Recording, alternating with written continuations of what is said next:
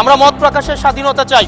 মত প্রকাশের স্বাধীনতা আওয়ামী লীগের সময় ছিল, তবে সেটা সহমত প্রকাশের স্বাধীনতা।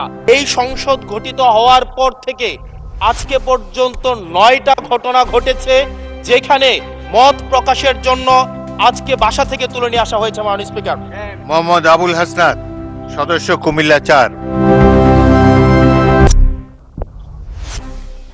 ধন্যবাদ মাননীয় স্পিকার। আপনার সময় হলো 7 মিনিট।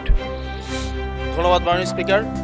আমার সিরিয়াল অনেক পিছনে ছিল, যদিও আমি আজকে এই সংসদে আমরা অনেক ত্যাগ তিতিক্ষা, আমরা সবার কাছে অনেকের সংগ্রামের কথা শুনি, তারা অনেক লড়াইয়ের মধ্য দিয়ে আজকে এই সংসদটি আমাদের প্রজন্মের জন্য, আসলে আমরা আজকে যা কাজ করছি না কেন সেগুলো হচ্ছে আমাদের প্রজন্মের জন্য।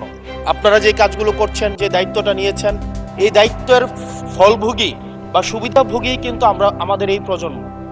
মাননীয় স্পিকার, আমরা খুব আশাহত হই যখন এই সংসদ এত রক্ত, এত লড়াই, এত ত্যাগের পরে আজকে যখন এই সংসদটি গঠিত হয়েছে, কিন্তু এই সংসদ আবার আগের যেই ভিশিয়াস সাইকেল, দোষারোপের যেই সাইকেল, একজন একজনকে বিভিন্ন ট্যাগিংয়ের যেই সাইকেল, মত দমনের নামে, বিরোধী মত দমনের নামে মামলার যেই সাইকেল, আমরা সেইখানে আবার চলে গিয়েছি।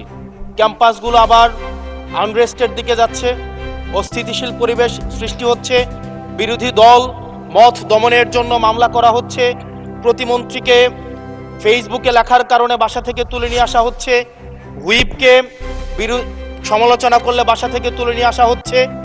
আবার আমরা আগের সংস্কৃতিতে আমরা চলে যাচ্ছি, যেখানে মাননীয় প্রধানমন্ত্রী নিজে কার্টুন শেয়ার করে বিভিন্ন স্যাটায়ার, বিভিন্ন মকারিকে প্রমোট করছে, বিরোধী মতকে প্রমোট করছে। সেইখানে এই সংসদ গঠিত হওয়ার পর থেকে আজকে পর্যন্ত 9টা ঘটনা ঘটেছে যেখানে মত প্রকাশের জন্য আজকে বাসা থেকে তুলে নিয়ে আসা হয়েছে। মাননীয় স্পিকার, মাননীয় স্পিকার, আমরা মত প্রকাশের স্বাধীনতা চাই। মত প্রকাশের স্বাধীনতা আগেও ছিল, মত প্রকাশের স্বাধীনতা আওয়ামী লীগের সময় ছিল, তবে সেটা সহমত প্রকাশের স্বাধীনতা। আমরা এই পার্লামেন্টের পরে আমরা শুধুমাত্র মত প্রকাশের স্বাধীনতা নয়, আমরা দ্বিমত প্রকাশের স্বাধীনতা চাই। আমরা এখানে দাঁড়িয়ে মাননীয় প্রধানমন্ত্রীর সমালোচনা করতে চাই। আমরা নির্ভয়ে ফেসবুকে আমরা ব্যাকস্পেস ব্যবহার করতে চাই না, কিন্তু আবার একটা ভয়ের পরিবেশ সৃষ্টি করা হচ্ছে, আবার একটা আতঙ্কের পরিবেশ সৃষ্টি করা হচ্ছে। আমরা দেখলাম সিলেক্টিভ এক ধরনের বিরোধিতার পরিবেশ তৈরি করা হচ্ছে। আমাদের সমাজের যারা গ্রহণযোগ্য এক ধরনের পলিটিক্যালি এলিট শ্রেণীর নারীদেরকে নিয়ে যখন সমালোচনা করা হয়, তখন সেটাকে নারীদের বিরুদ্ধে এটাকে বিবেচনা করা হয়। কিন্তু যারা পলিটিক্যালি পিছিয়ে পড়া জনগোষ্ঠী রয়েছে, গার্মেন্টস কর্মী রয়েছে, যারা হচ্ছে এই দেশের অর্থনীতির চাকাকে সচল করার জন্য রাত দিন পরিশ্রম করে যাচ্ছে, গ্রামগঞ্জের নারীরা, মায়েরা যারা রাত দিন পরিশ্রম করে যাচ্ছে, তাদেরকে যখন স্লাট শেম করা হয়, গালি দেওয়া হয়, সেটাকে আমরা নারী বিরোধিতা হিসাবে আমরা সেটাকে আমলে নেই না। এই ধরনের সিলেক্টিভ নারী বিরোধিতা করা, এই ধরনের সিলেক্টিভ নারী সমালোচনা করার যেই ধরনের প্রবণতা রয়েছে, সেই জায়গাগুলো থেকে মাননীয় স্পিকার আমাদেরকে বেরিয়ে আসতে হবে। মাননীয় স্পিকার, আজকে ক্যাম্পাসগুলোতে আবার এক ধরনের অস্থিতিশীলতা তৈরি করা হচ্ছে। আমরা যখন, আমি ইউনিভার্সিটি থেকে 2022 সালের অক্টোবরে ইউনিভার্সিটি থেকে এসেছি, আমাদের সময় গ্যাস্ট্রোম গণরুমের কালচার ছিল। আমাদের সময় একটা শিক্ষার্থী অনেক স্বপ্ন নিয়ে বিশ্ববিদ্যালয়গুলোতে যেত। আমরা সেখানে দেখেছি ক্ষমতাসীন দল কিভাবে বিশ্ববিদ্যালয়ের শিক্ষার্থীদের তাদেরকে পুঁজি করে তাদের ক্ষমতা কাঠামোকে দীর্ঘমেয়াদী করার জন্য সেখানে বাধ্যতামূলক সেখানে রাজনীতি করাতো। আজকে সেখানে বিশ্ববিদ্যালয়গুলোতে আবার গ্যাস্ট্রোম গণরুম কালচার চালু করার প্রয়াস শুরু হয়েছে, আবার সেইখানে বাধ্যতামূলক রাজনীতির কালচার শুরু করা হচ্ছে। আমরা দেখেছি ক্ষমতাসীন যারা রয়েছে তারা তাদের সন্তানদেরকে বিদেশে রেখে নিরাপদ ভবিষ্যৎ নিশ্চিত করে, আর মধ্যবিত্ত সন্তানরা যাদের বাবা মায়েরা কলকারখানায় কাজ করে, যাদের বাবারা রেমিটেন্স যোদ্ধা, যাদের বাবারা কষ্ট করে তাদের সন্তানদেরকে বিশ্ববিদ্যালয়ে পাঠায়, তাদের সন্তানদেরকে ক্ষমতালোভী রাজনীতিবিদরা তাদের সন্তানদেরকে ব্যবহার করে তাদের ক্যারিয়ারে ঝুঁকিতে ফেলে তাদের গদি বা পাটাতন শক্ত করার জন্য নিজের সন্তানের ভবিষ্যৎকে বিদেশে রেখে নিরাপদে রাখে, আর পরের সন্তানের ভবিষ্যৎকে নিয়ে ছিনিমিনি খেলে। মাননীয় স্পিকার, আমরা এই সংস্কৃতির পরিবর্তন চাই। আমরা চাই বিশ্ববিদ্যালয়গুলো শুধুমাত্র নেতা তৈরির হাতিয়ার হবে না। এই বিশ্ববিদ্যালয়গুলো গবেষণা, বিশ্ববিদ্যালয়গুলো পাঠচর্চা, বিশ্ববিদ্যালয়গুলো সেখানে এক ধরনের মনস্তাত্ত্বিক সমৃদ্ধি, এবং সেখানে হচ্ছে আমরা যেখানে গবেষণা হবে সেখানে আমরা বিশ্ববিদ্যালয়গুলো থেকে বুদ্ধিজীবী গবেষক আমরা হচ্ছে বাংলাদেশকে এবং জাতিকে উপহার দিতে পারবো। কিন্তু অত্যন্ত দুঃখজনক বিষয়, আজকে বিশ্ববিদ্যালয়গুলো শুধুমাত্র নেতা উৎপাদন করার এক ধরনের বিশেষ সার্কেলে পরিণত হয়েছে। মাননীয় স্পিকার, এই 36 জুলাই এই তরুণ প্রজন্মকে কি দিয়েছে? বক্তব্যের শুরুতে অনেককে স্মরণ করে আমরা 36 জুলাইয়ে, এই জুলাইতে যারা আহত হয়েছে, 17 বছর ধরে যারা নির্যাতিত নিপীড়িত হয়েছে, তাদেরকে স্মরণ করতে আমরা লজ্জা পাই। মাননীয় স্পিকার, তাদেরকে মুখ দেখানোর আমাদের জায়গা নাই, আমরা তাদেরকে কিছুই দিতে পারি নাই।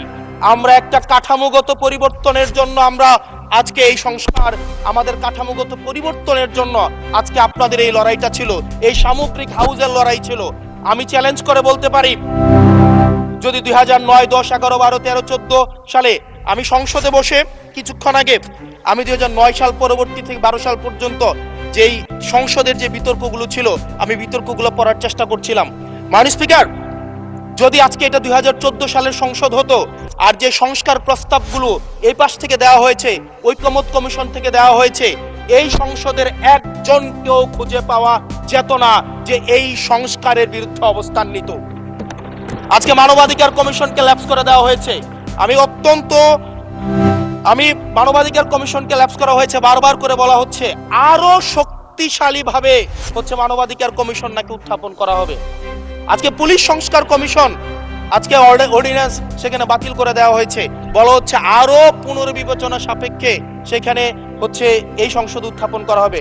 মাননীয় স্পিকার, যদি সেটাকে সংসদ, সবকিছুই তো সংশোধনের মধ্য দিয়ে যাচ্ছে, যদি এটা নিয়তটা যদি সহি থাকতো, ওয়েল ইন্টেনশন যদি থাকতো, এই অর্ডিন্যান্সটাকে এখানে গ্রহণ করে পরবর্তীতে কিন্তু সংশোধন করা যেত। মাননীয় স্পিকার,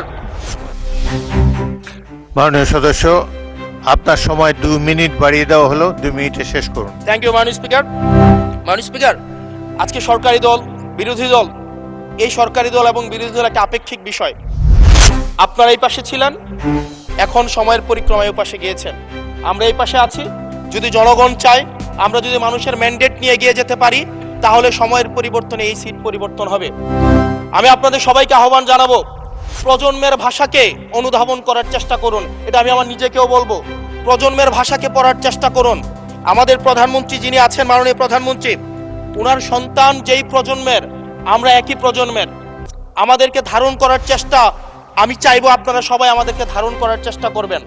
বিএনপির নয়, কেবল জামাতের নয়, কেবল এনসিপির নয়, বাংলাদেশের মানুষের স্বার্থ, বাংলাদেশের মানুষের আকাঙ্ক্ষা, বাংলাদেশের মানুষের স্বপ্ন বাস্তবায়ন যেন আমরা করতে পারি। মাননীয় স্পিকার, এই চেয়ার আমি অনুধাবন করতে পারছি জনগণ বিচ্ছিন্নতা তৈরি করে। এই সংসদে বসে, এসি রুমে বসে, এসি গাড়িতে চলে, মিনিস্ট্রির এসিতে বসে, বাসার মধ্যে 24/7 আনইন্টারাপ্টেড ইলেকট্রিসিটির মধ্যে থেকে জনগণের সমস্যা বোঝা যায় না। এই জন্য এই সংসদে যখন আমরা দাঁড়াই, আমরা জনগণের সমস্যা অনুধাবন করতে পারি না। আমরা এই সংসদে বসে যদি আমরা লোডশেডিং এ আমরা খুঁজি, এই সংসদে বসে লোডশেডিং পাওয়া যাবে না, এই সংসদে বসে জনগণের সমস্যা পাওয়া যাবে না, এই সংসদে বসে সবকিছুকেই। মাননীয় স্পিকার, আমরা যে এই বাংলাদেশের সবচেয়ে সুবিধাভোগী মানুষের মধ্যে এই সংসদে যারা বসে আছি, বাংলাদেশের সবচেয়ে ফেসিলিটেড মানুষের মধ্যে আমরা অন্যতম। মাননীয় স্পিকার, আমাদের জনগণের কাছে যেতে হবে, জনগণের আশাগুলোকে, সময়গুলোকে, স্বপ্নগুলোকে আমরা রাজনৈতিক ভাষার মধ্য দিয়ে, কর্মসূচির মধ্য দিয়ে সেগুলোকে বাস্তবায়নের জন্য আমাদের সবাইকে সমন্বিতভাবে, ঐক্যবদ্ধভাবে কাজ করার প্রয়াস আমাদেরকে থাকতে হবে। আবার যদি আমরা বিভাজনের রাজনীতিতে যাই, তাহলে সেখান থেকে বিএনপি বেনিফিটেড হবে না, এনসিপি বেনিফিটেড হবে না, জামাতে ইসলামী বেনিফিটেড হবে না, সেখান থেকে বেনিফিটেড হবে আমরা জুলাইতে যাদেরকে আমরা পরাজিত করেছি, তারা বেনিফিটেড হবে। মাননীয় স্পিকার, ধন্যবাদ। ওকে, লাস্ট মিনিট। সেজন্য আজকে এই সংসদে আমাদের একটা ন্যাশনাল এগ্রিমেন্টের দিকে যেতে হবে। আমরা পলিসির জায়গায় আমাদের বিরোধিতা থাকবে, পলিসির জায়গায় আমরা ডিসএগ্রিমেন্টের মধ্যে থাকবো, কিন্তু আমাদের একটা রেড লাইন টানা উচিত এই লাইনটা আমরা ক্রস করব না। আমরা যখন শুনতে পাই যে একটা রাজনৈতিক দলকে নির্মূল করার আহ্বান একটা সরকার দল থেকে আসে, সেই বাংলাদেশে আমরা মাননীয় স্পিকার ফিরতে চাই না। মাননীয় স্পিকার, আমরা এখানে আমরা কনস্ট্রাকটিভ ভাবে পলিসির জায়গা থেকে আমরা আর্গিউ করব, আমরা এগ্রি করব, আমরা ডিসএগ্রি করব, কিন্তু মাননীয় স্পিকার নির্মূলের রাজনীতি, বিনাশের রাজনীতি, দমনের রাজনীতি, পীড়নের রাজনীতি যদি আমরা বাংলাদেশে আবার পরিচয় করাই, ইন্ট্রোডিউস করাই, সেইখান থেকে এই সংসদের কেউ বেনিফিটেড হবে না। বেনিফিটেড হবে আমাদের সবচেয়ে বেশি যারা আমাদের এই বাংলাদেশটাকে ঝুঁকির দিকে ঠেলে দিয়েছে, সেই অপশক্তি হচ্ছে মাননীয় স্পিকার বেনিফিটেড হবে। সেজন্য আমরা ঐক্যবদ্ধভাবে ধন্যবাদ। বাংলাদেশটাকে বিনির্মাণ করি। ধন্যবাদ মাননীয় সদস্য।